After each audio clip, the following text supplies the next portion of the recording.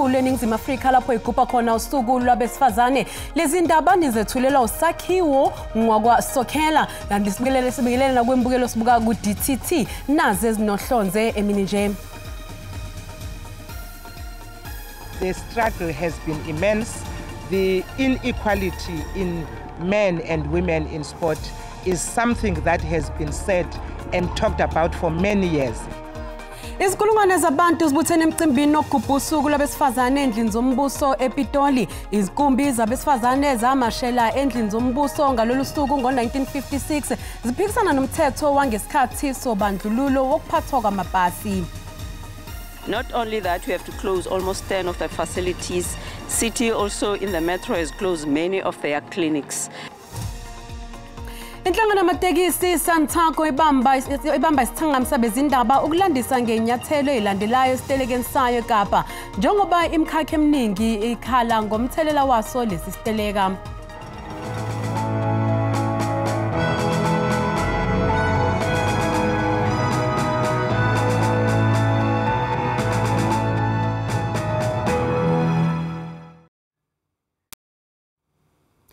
Umengameli uCyril Ramaphosa kulindeleke ukuthi asebenzise umcimbi okugubha usuku lwabesifazane endlini zombuso ePitoli ukuhlonipha iqembu lebhola labesifazane iBanyana Banyana.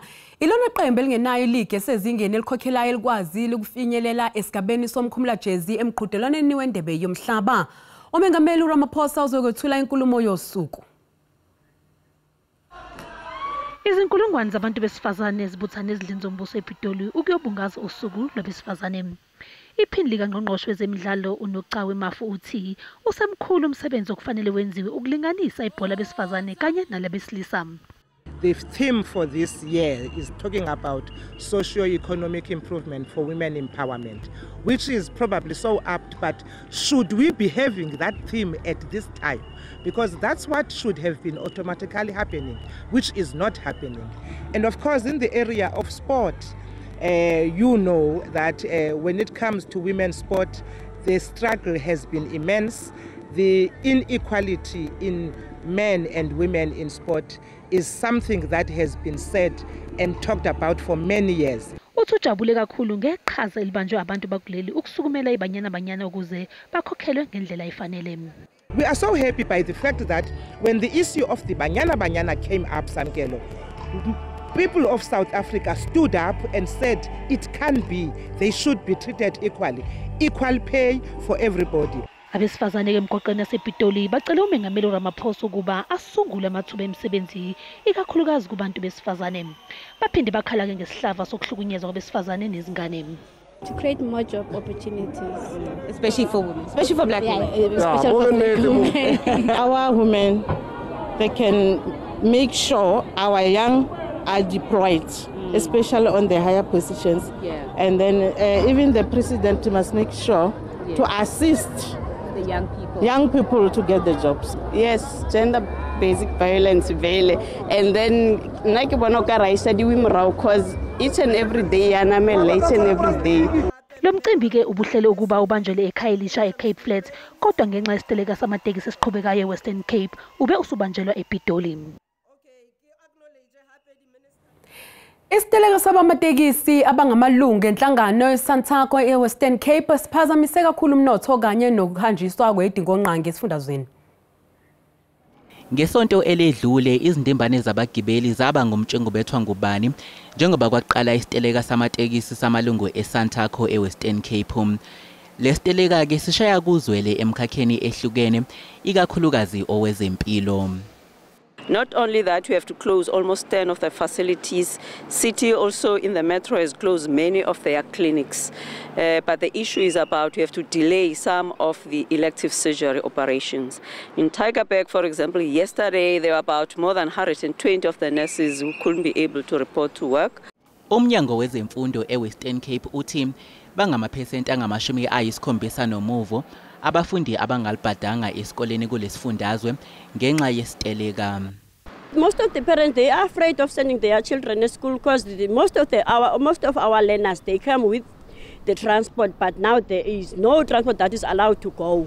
Kuphoqeleke ukuthi amanye amabhizinisi akumisense ukusebenza njengoba abanikazi bawo bekhathazekile ngezokuphepha.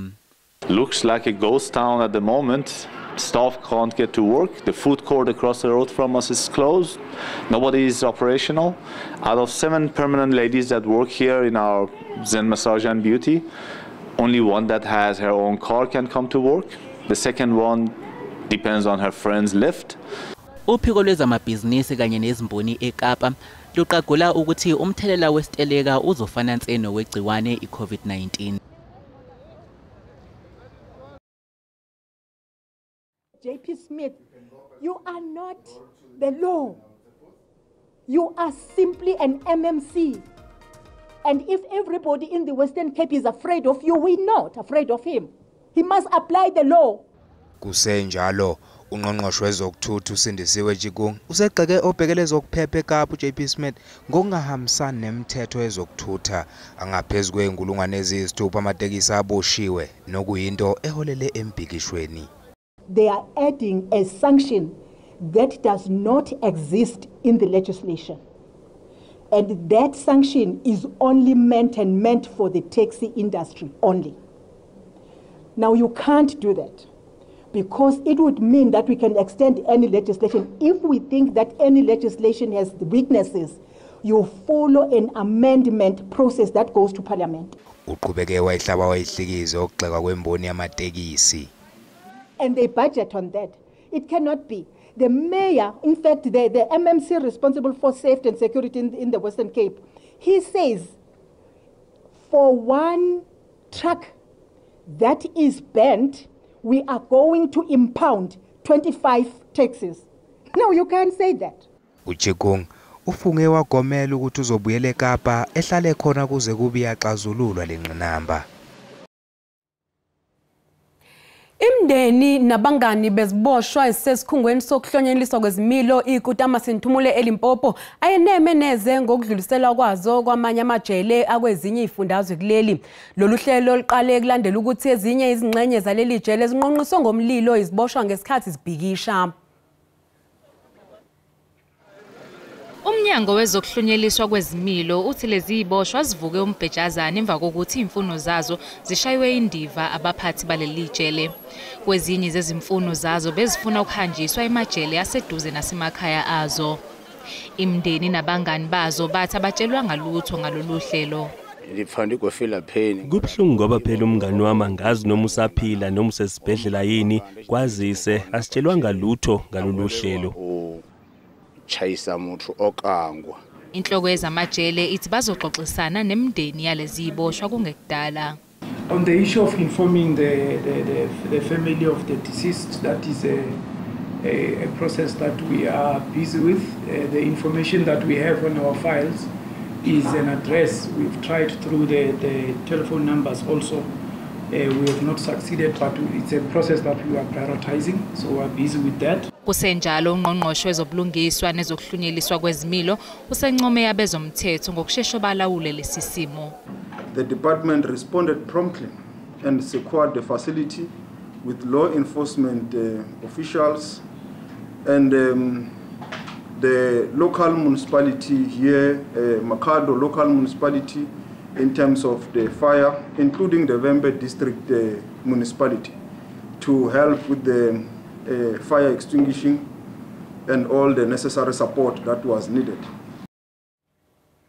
Mbukeli njengamanje umengameli wezwe Cyril Ramaphosa wethula inkulumo yosuku emcimbini wokugubha usuku labesifazane endlini zombuso ePitoli. Ake sicoshe ebukhoma lenkulumo yakhe. Under another form of oppression, which is because the majority of them are black or were black during the apartheid days, and also because they came from the working class stock.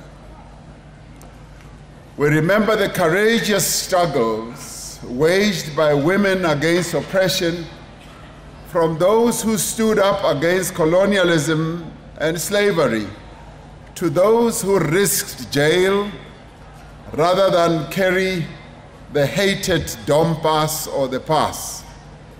We remember those women who took up arms against a violent regime, who organized workers to fight exploitation and who led political movements as well as civic movements, and who were involved in the drafting also of our new constitution.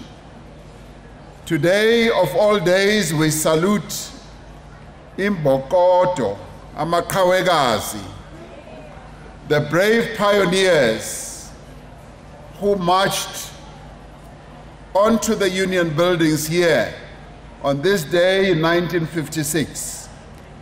There are few moments more compelling in our history than the day when tens of thousands of women gathered in the amphitheater of these Union buildings.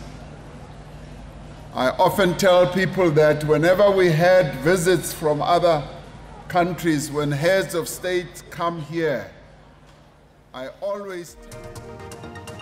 Mbukeli isathi qwetolo kanti mangabe sibuya sokuphathela udaba luthi izingxoxo zethu zibe izingxoxo ezakhayo kangangokuthi lamalunga aze afinyelela lapha adlulise khona ukuxolisa kwawo. IFP ichithile insolo ezithi kucijwa itulo loketula umengameli weqembu vele Nkosi Nhlabisa esikhundleni sakhe.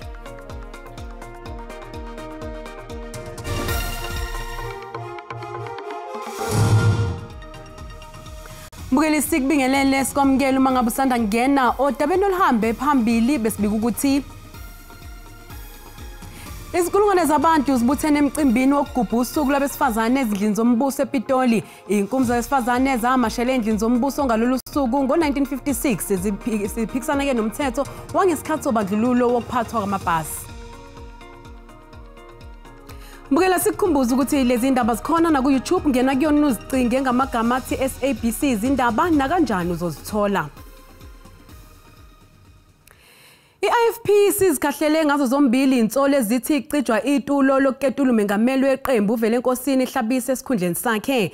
Ngesonto ledlule amalungu esigungu esiphezulu seqembu angama-20 abhala incwadi yohlu lwezikhalo ebhekiswe kunobhala jikelele weqembu enxusa ukuba abize umhlangano ophuthumayo womkhandlu kazwelonke waleli qembu.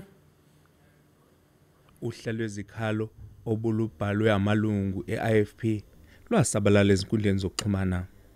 Le ncwadi yabe ibhekiswe kunobhala jikelele weqembu kucelwa umhlangano kwaqubuka izinsolo zokuthi ngaphakathi eqenjini kukhona abafuna ukugudluza umengameli weqembu vele Nkosi Nhlabisa. Izingxoxo zethu zibe izingxoxo ezakhayo kangangokuthi lamalunga aze afinyelela lapha adlulise khona ukuxolisa kwawo, ngoba siwachazela ukuthi lesi sigatshana sokubhala ipetition sisetshenziswa uma niqale kumengameli weqembu nacela umhlangano kodwa awangavuma. Ngezinsolo zokuthi kunokusabela impilo yakhe, uHlabisa uthi akathandi ukukhuluma ngalolu daba. Kuliqiniso ke ukuthi abaholi bezimbusazwe abahlukeneyo babhekana nezimo ezahlukahlukene, ezinye ezibeka impilo yabo engcupheni. Yinto ke uhulumeni ngesakhiwo sakhe samaphoyisa uma behogelile ukuthi ikhona impilo yomholi othile esengcupheni baye bemqwashise. Mlondi Khadebe, SABC News eThekwini. Uthabo Bester oweqa ejele waphinde waboshwa ukhala ngokuthi akaphethwe kahle ngaphakathi ejele iHosimampuru ePitoli lapho aboshwe khona. Bobabili labasolwa ababoshwe ngokwehlukana eToksini bakhala ngokuthi izimo abaphila ngaphansi kwazo ejele azigculisi. uBester ufuna indandatho yakhe yomshado yenani lika 350,000 noma randi athi yalahleka ngesikhathi befika esikhumulweni seyindiza eLanseria emva kokuboshwa kwabo eTanzania. Abameli bakaDokotela uMagudumana bayaphikelela ngelokuthi baya enkantolo yokwedluliswa kwamacala ngoba bakholwa ukuthi ke ukuboshwa kwakhe kwabe kungekho emthethweni. The very same South African Police Services rubbished the reports of preferential treatment on behalf of Dr. Magudumana. But conversely, they come and now reacting to the very same baseless, allegations by doing the direct opposite of what they were standing on. They said there's nothing untoward regarding her not being handcuffed, but today they decided to handcuff her. Ungoti wezomthetho uqagula ukuthi uma abasolwa bengazama nje ukuxhumana nofakazi becala lokho kuyobabeka esimweni esibucayi maqondana leli cala. If they're continuing contacting that, then they are jeopardizing their own case and they might be removed from the list of the witnesses. Icala lihlehliselwe umhlazi 11 enyangeni uMfumfu ngenhloso yokuthi kuphothule uphenyo lokugcina. Izakhamuzi zasezindaweni ezimbalwa ngaphansi komasipala uMzumbe ogwini oluseningizimu KwaZulu-Natal zithi azikaze zibe nogesi kusukela ngoZibandlela wanyakenye. Amalungu omphakathi athi achithe ukhisimusi ebumnyameni ngonyaka odlule kulandela ukuhamba kukagesi. Umasipala waseMzumbe uthi ukuxhuma kwama-transformer kudalwa ukuthi ayasindelwa ngenxa yokuthi baningi abantu abaxhume kuwona. Izakhamizi zithi lezi nyanga eziyisikhombisa zingenagesi zinzima kakhulu futhi kubadla ephaketheni.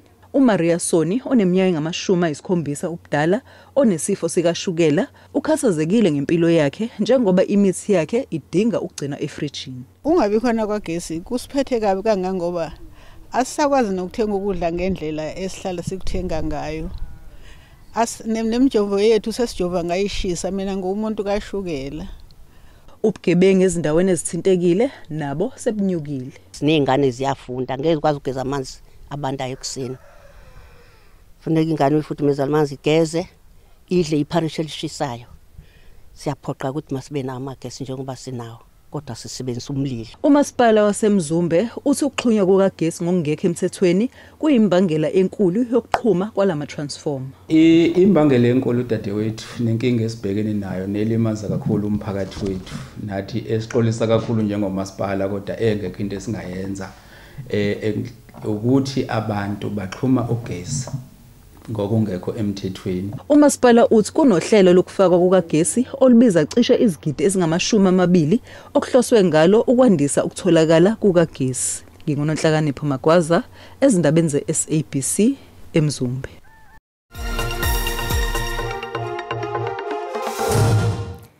Lithelekile kuleli qoqo lokuqala leBanyana Banyana ebelibamba iqhaza emqhudelwaneni wendebe yomhlaba yeFIFA esigabeni sabesifazane eNew Zealand nase-Australia.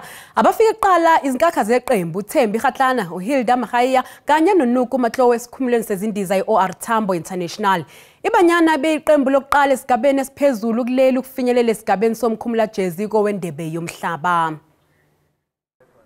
Bekuphume nje idlanzana labalandeli nezikolo zeSAFA ukuzokwamukela abadlali beBanyana Banyana yesikhumulweni sezindiza i-OR Tambo International. Phakathi ke kwabadlali asebebuyile bekhona neqhawekazi leqembu uHilda Mahaya elibhakisisile ethi amahlandla amabili kulomqhudelwano. I got lifted up by my teammates. Without my teammates, I wouldn't be able to score those goals. I wouldn't be able to perform to my best ability. So they are the ones who picked me up each and every time. It's a proud moment. I mean, it's a dream come true for each and every one of us. We went there knowing that it's not going to be easy, but we gave it our all.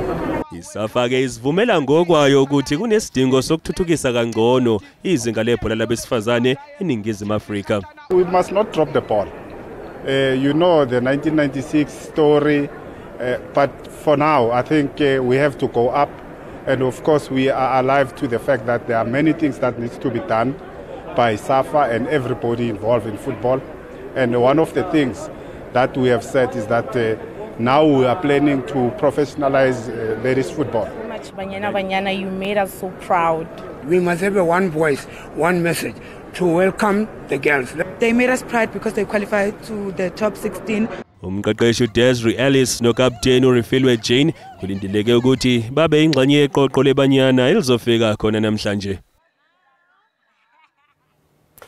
Ukapteni uMabhokobhoko uSiya Kolisi uyena ozohola iqembu labadlali abangama-33 emidlalweni wendebe yomhlaba ngenyanga ezayo.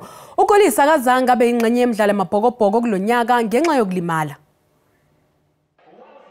Ukube ingxenye yeqembu kaKolisi akubangazange abaningi.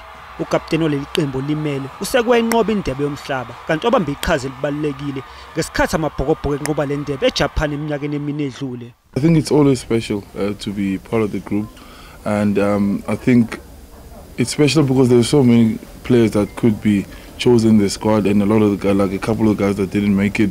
And for us, we've got the responsibility as the guys that are chosen to make sure that we play for them too. It's always bad to lose players with World Cup experience and with a lot of experience, but the rest of the guys, we've given some game time, so they fulfilled, they stepped in. Kuzoba nomcimbi ukuvalelisa liqembu ngomgqibelo esikhumulweni sezindiza iOR Tambo. Lizodlala imidlalo emibili ekhambeni neWales kanye neNew Zealand kule nyanga. Mbukeli, umhlahlo wesimo sezulu yalandela ngemva kwekhefu.